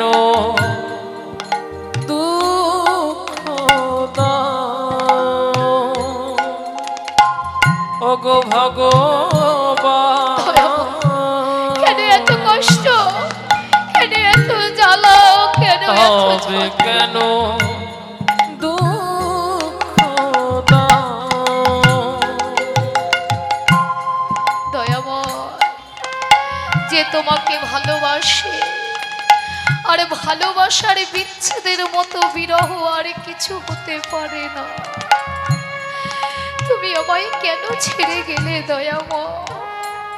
এ বিরহ যে আমি পারছি না সহ্য করতে। ভক্ত কাঁদছে, ভক্তের নয়নের জল যমুনায় পড়ছে, আর সেই জল যেন আমার গৌরীর চরণে গিয়ে বিলীন হয়ে যাচ্ছে। গৌর হরি আর থাকতে পারলেন না। ওই রামকেলিতে ছিলেন মহাপ্রভু, একটি কোষ্ঠী পাথরে ওই কৃষ্ণ কৃষ্ণ গৌর গৌর নাম লিখে পাথরটি জলাশয়ে ভাসিয়ে দিলেন। ভাসতে ভাসতে ভাসতে ভাসতে সেই রামকেলি হইতে একেবারে অগ্রদ্বীপের নদীতে এসে, যেইখানে গোবিন্দ ঘোষ জলকেলি করছেন, কন্দন করছেন, ঠিক সেইখানে গোবিন্দ ঘোষের কাছে অঙ্গ স্পর্শ করছে। কিন্তু গোবিন্দ ঘোষের তো সে ধ্যান নেই, সে মন সঁপে দিয়েছে গৌর চরণ। যতবার আঘাত করে কোষ্ঠী পাথর ততবার ধাক্কা দিয়ে ফেলে দেয়, যতবার আঘাত করে ততবার ধাক্কা দিয়ে ফেলে দেয়, কিন্তু ততবার যেন পাথরে ভেসে আসে। দৈববাণী হলো, শোনো গোবিন্দ, আমি হলাম তোমার প্রভু, আর ওই যে পাথরটি তুমি ধাক্কা দিয়ে ফেলছো, ওই পাথরটি হলো আমারই আশার সংকেত। ওটি হলো আর কিছু নয়, কৃষ্ণ নামে লেখা সেই কোষ্ঠী পাথর। মহাপ্রভুর দৈববাণী গেল, সেই পাথরটি নিয়ে গোবিন্দ ঘোষ গৃহে ফিরে আসে। গৃহে ফিরে এসে নয়ন জলে মুখ ভাসায় দরজা বন্ধ করে কাঁদছে। আর এইদিকে ভগবান আর থাকতে পারলেন না। গোবিন্দ ঘোষ যখন অঝর নয়নে কাঁদছে, তখন গোবিন্দ ঘোষের স্বর্ণমুখে গৌর হরি এসে উপস্থিত হয়েছে। গৌর হরি এসে বলে, গোবিন্দ, ওই যে বললাম এক পক্ষ কাল, 14 দিনের পরে 15 দিন, আর ওই 15 দিনের মাথায় মহাপ্রভু গোবিন্দ ঘোষের কাছে এসে বলে, গোবিন্দ, কি কি ডাকি আমার? গোবিন্দ, আমি তোমার সেই প্রভু। প্রভু তুমি না, প্রভু তুমি কাঁদছো কেন? তুমি কেঁদো না, তুমি কেন আমার দুঃখে কাঁদবে? আমি কাঁদবো তোমার দুঃখে? তুমি আমায় ছেড়ে চলে গেছো, তুমি ভালোবাসা তুমি আমার মনে বুঝতে পারো না। এই দয়াময়, আমি তোমায় কত ভালোবাসি। তুমি আমায় পরিত্যাগ করে চলে গেছো, তাহলে তুমি কেন কাঁদবে? তুমি হাসো। কাঁদবো তো আমি, কষ্ট পাবো তো আমি। নিতাই গৌর হরি বল। হরি বল। হরি আমার মানস সন্তপন সতে পিঠে যদি তোমার দুঃখ না, তুমি কেঁদো না গৌর হরি, তুমি কেন দুঃখ পাবে? হরি আমার মানস সন্তপন সতে পিঠে যদি তোমার দুঃখ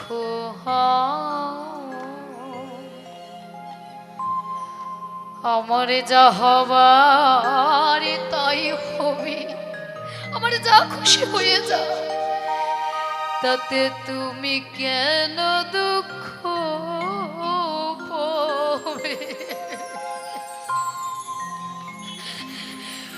আমার যা হবার তাই হবে, প্রভু বলো তুমি কেন দুঃখ পাবে? সুখে থাকো সুখময়, তুমি সুখময়, তুমি সুখে থাকো, আমি কষ্ট পাই, তাতে তোমার যায় আসে না। হরি আমার মানস সন্তপন সতে পিঠে যদি তোমার দুঃখ পারবেন বাবা? মহাপ্রভুর সঙ্গে এত বড় অধিকার খাটিয়ে আমরা পারবো? সম্ভব নয়। তাকে যদি সেই গভীর ভালোবাসায় ভালোবাসা যায়, তার সঙ্গেই তো ঝগড়া করা যায়, তার সঙ্গেই তো কটু কথা বলা যায়। যাকে নিজের চাইতেও বেশি ভালোবাসা যায়, বেশি আপনই করা যায়, সেই আপন মানুষের সঙ্গেই কথা বলা যায়, কটু কথা ঝগড়া করা যায়। তাই কতটাই আপনে করেছে মহাপ্রভুকে গোবিন্দ ঘোষ, যে অঙ্গুলি দেখিয়ে বিরুদ্ধে কথা বলছে। না, তুমি কাঁদবে না প্রভু, কাঁদবো তো আমি। তুমি হাসো, আমার দুঃখে তোমার কিসের কষ্ট? তুমি হাসো দয়াময়, আমার যা হবার তাই হবে, তুমি তাতে কেন দুঃখ পাবে? তুমি সুখময় হরি, সুখী থাকো। নিতাই গৌর হরি বল। হরি বল। গোবিন্দ ঘোষের মাথায় হাত বুলিয়ে প্রভু বলছে, গোবিন্দ তুমি দুঃখ পেও না, যেই জগন্নাথ সেই গৌর। অতে এই কোষ্ঠী পাথর দিয়ে আমি নিজ হস্তে তোমার ঘরে বিগ্রহ গোপীনাথ নির্মাণ করে দিলাম। এই বিগ্রহ গোপীনাথের তুমি নিত্য সেবা করবে, আর এই গোপীনাথের ভেতরে তুমি আমায় দর্শন পাবে। নিতাই গৌর হরি। আর এক কাজ করো, তুমি বিবাহ করো, সংসার বিষয় নিয়ে তুমি সংসারে নিয়ে তুমি সংসারের মাঝে গোপীনাথের সেবা করো। এই বলে গোবিন্দ গৌরহরি চলে যাচ্ছে, আর গোবিন্দ অছর নয়নে কাঁদছে। না যেও না,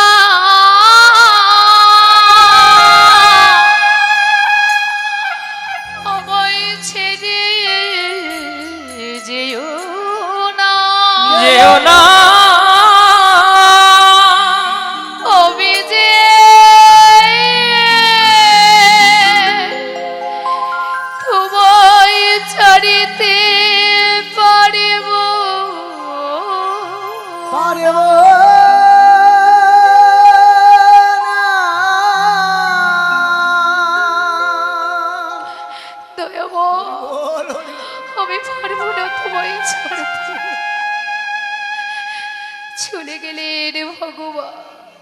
ভগবানকে দরজা দিয়ে আটকে রাখতে চাইলে, কিন্তু গো ভগবানকে কি আরে ওই দরজা জানালা বন্ধ করে ধরে রাখা যায়? হৃদয় ঘরে যদি ধরে রাখতে পারো তবেই তাকে পারবে ধরে রাখতে, নচেত এই বাহ্যিক জগতের দরজা জানালা বন্ধ করে আমার প্রভুকে তো ধরে রাখা যায় না। তাই গোবিন্দ দরজা জানালা যেই বন্ধ করেছে, অমনি রেখে গোবিন্দ বাইরে গোরা ভেতরে গোরা, ওই না বাইরে গোরা ভেতরে গোরা, সে যে ভক্ত গণে মন চোরা, বাইরে গোরা ভেতরে গোরা।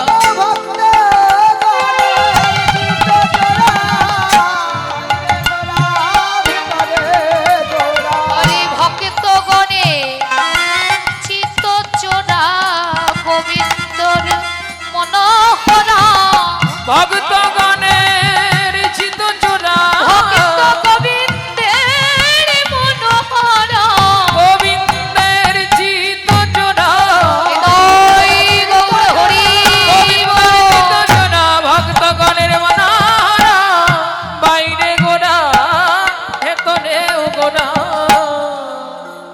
গৌর হরি চলে গেলেন। আর ওই যে গৌর আর গোপীনাথ এক অঙ্গে যেন মিশ্রিত হয়ে গেলেন। এইবারে গোবিন্দ কি করলেন না, সংসার জগতে পা রাখলেন মা, বিবাহ করলেন। তার স্ত্রীর নাম হলো মাধবী দেবী। আর বছর ঘুরতে ঘুরতে একটি মাত্র পুত্র সন্তান হলো।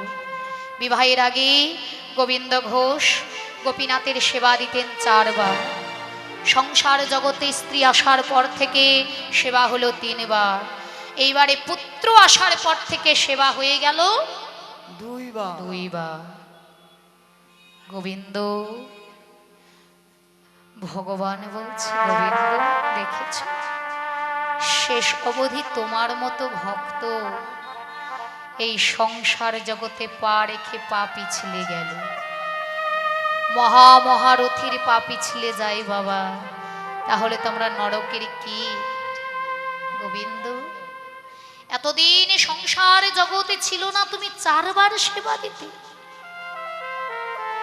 বিবাহের পরে হলো 3 বার, পুত্র আসার পর তুমি 2 বার সেবা দিচ্ছ। গোবিন্দ তুমি জানো না, গোবিন্দ যে করে আমার আশ, আমি তার করি সর্বনাশ, তবু যদি না ছাড়ে আমার পাশে, তখন করি তারে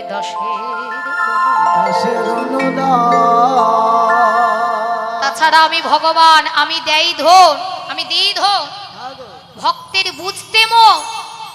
যদি সেরকম হয় তাহলে বলো আমার কেড়ে নিতে কতক্ষণ?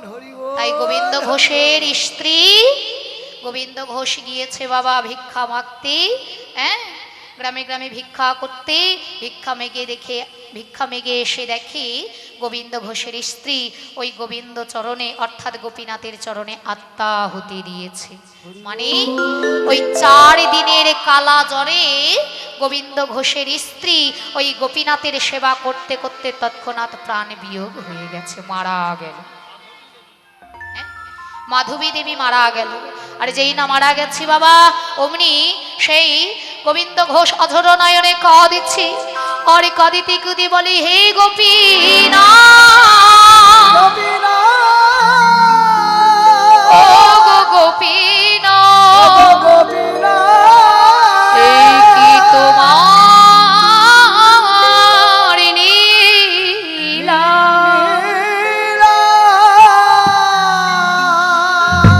মাধবী দেবীকে বুকে জড়াইয়ে ধরে অঝর নয়নে কাঁদেছে। কিন্তু বাবা দেহ ছেড়ে প্রাণে গেলে কি আর দেহের কোনো মূল্যই আছে? কোনো মূল্য নেই। তাই ওই দেহ নিয়ে কি করলেন, মরা দেহ সেই যমুনায় দিয়ে আসলেন। আবার গোপীনাথের কাছে এসে অঝর নয়নে কাঁদছে ছোট্ট পুত্র সন্তান। সেই পুত্র সন্তান বাবাকে জিজ্ঞাসা করে, বাবা সবার তো মা আছে, কই আমার মা তো কোনোদিন আমায় কোকা বলে ডাকলো না। সবাই খেলা করতে যায় বাবা, আমিও মাঠে খেলা করতে যাই, সন্ধে লাগলে সবার মা এসে সবার সন্তানকে কোলে নিয়ে যায়, কিন্তু কোনোদিন আমার মা তো আমাকে কোলে ডাকলো না, খোকাই আমার কোলে আয়। আমি তো মা বলে মায়ের কোলে চাপতে পারলাম না। বাবা কোথায় আছে আমার মা, বলো না, কোথা গেলে আমি তার দর্শন পাবো? বাবা কোনো উত্তর দিতে পারে না। বাবার একটাই কথা, ওরে বাছা, তোর মায়ের যদি সন্ধান দিতে পারে আমি নয়, ওই গোপীনাথের কাছে গিয়ে জিজ্ঞাসা কর। এইবারে ছোট্ট ছেলে, বাবা বলেছে গোপীনাথের কথা, ওই গোপীনাথের কাছে গিয়ে ছেলে জিজ্ঞাসা করছে, বলো কোথা গেলে আমি মারে পাবো? ওগো বলো গোপীনাথ, বলো গোপীনাথ, আমি গেলে মারে পাবো, বলো গোপীনাথ, তুমি বলো গোপীনাথ। এই বলে অঝোর নয়নে কাঁদিতে কাঁদিতে ছেলে ওই গোপীনাথের চরণে মাথা ঠুকতে ঠুকতে ঠুকতে ঠুকতে কখন উরুধীরের গলা শুকিয়ে, বলো গোপীনাথ মা কোথায়, বলো গোপীনাথ মাতা কোথায়, একবার আমার মায়ের সন্ধানে দাও। গোপীনাথ করতে করতে করতে করতে গলা শুকিয়ে, গলা হতে রুধিরের ধারা প্রবাহিত হচ্ছে, আর রক্তের ধারা উছড়ে উছড়ে পড়তে পড়তে কখন সেই ছেলেটিও প্রাণে বিয়োগ হয়ে গেল, যেও কিছু পাবো না। এই বলে গোপীনাথ, বিগ্রহ গোপীনাথ আজকে বলছে পিতার কাছে এসে, মানে গোবিন্দ ঘোষের কাছে এসে বলে, পিতা কে? আমি গোপীনাথ। হ্যাঁ, কে গোপীনাথ? চলে যাও, বলেছি না তোমার সেবা পূজা দেব না, তোমাকেও কিছু দেব না, রে তোমাকে না দিয়ে আমিও কিছু পাবো না, জল স্পর্শ অবধি করবো না। বাবা গো, এক পিতার যদি দুইটি সন্তান থাকে আর একটি যদি মারা যায়, তাই আর একটিকে কি বাবা না খাইয়ে মেরে ফেলে? কিসের সন্তান? আমি মারা যেতে গেলে কি তুমি তুমি আমার সেই সাধ্যক্রিয়া করবে? করবো বাবা। আমি মারা যেতে গেলে কি তুমি সেই কাছা পড়বে? করবো বাবা। আমি মারা যেতে গেলে কি তুমি পিণ্ডদান করিবে? করবো বাবা। আমি কথা দিলাম, একটি সন্তান যেমন একটি পিতার যাহা যাহা শেষ ক্রিয়া করে, আমি কথা দিলাম অগ্রদ্বীপের গোপীনাথ অগ্রদ্বীপকে ছুঁয়ে তুমি মারা যেতে গেলে আমি সেই সেই কর্মক্রিয়া করব পিতা, করব। নিতাই গৌর হরি বল। শেষ জীবনে গোবিন্দ ঘোষ যেই দিন বাবা দেহ ত্যাগ করলেন, মানে দেহ বিয়োগ হলো, বৈষ্ণবীরা মারা যায় না, ভক্ত যারা তারা দেহ রেখে দেয়, হ্যাঁ, তা দেহ রাখলেন। সেই দিন ওই পূজারী, সেই পূজারী ঘুমন্ত অবস্থায় রয়েছে, গোপীনাথের পূজারীর কাছে ভগবান স্বপ্ন আদেশ দিলেন, শোনো পূজারী, তুমি রাজ পোশাক আমার খুলে দিয়ে আমায় কাছা পরিয়ে দাও আর আমাকে হব্বিষ অন্ন রন্ধন করে দেবে। এই বলে সেই হব্বিষ অন্ন ৪৫ দিন রন্ধন করে ৪৫ দিন পরে গোবিন্দ ঘোষের যে ক্রিয়া, সাধ্য ক্রিয়া, সমস্ত কিছু, সমস্ত অগ্রদ্বীপের গ্রামবাসীকে ডেকে এনে সেই ভগবান নিজে সন্তান হয়ে, সেই গোপীনাথ সন্তান হয়ে কি করলেন, অগ্রদ্বীপবাসীকে সবার কাছে খালি চরণে, জুতো পরে নয়, খালি চরণে ভগবান পায়ে হেঁটে প্রত্যেক যেন গ্রামবাসীর কাছে করজেরে বলছে, ওগো ব্রজবা, ওগো অগ্রদ্বীপবাসী, আমার পিতার সাধ্যক্রিয়াতে তোমরা সকলে আসবে।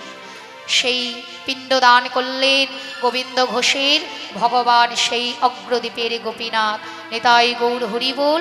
আজকে সেই গোবিন্দ ঘোষের আত্মার শান্তি কামনার্থে সেই অগ্রদ্বীপের গোপীনাথ নিজ সন্তান হয়ে, গোবিন্দ ঘোষের সন্তান হয়ে আজকে সেই অগ্রদ্বীপের দ্বারে দ্বারে দেখুন এটা শাস্ত্রের নিয়ম। পিতামাতা মারা যেতে গেলে আমরা প্রত্যেক সন্তান যতই রাজ অট্টালিকায় বসবাস করি না কেন, খালি চরণে সেই সাদা মাঠা পরে আমাদের ভিক্ষার ঝুলি স্কন্ধে নিয়ে দাঁড়িয়ে দাঁড়িয়ে গিয়ে ভিক্ষা মাগতে হয়।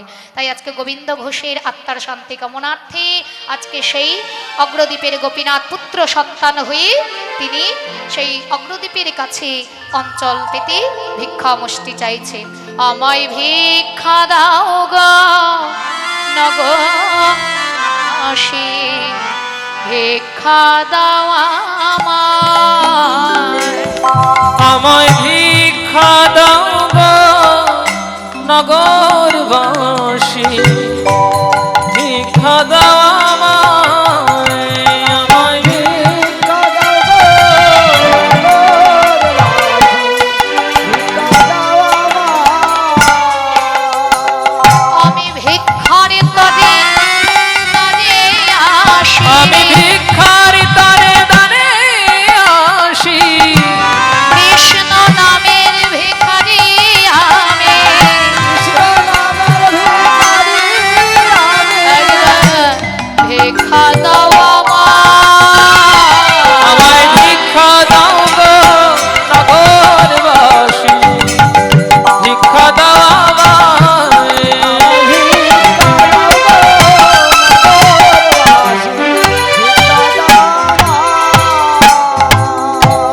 জানি তাই গৌর হরি বল।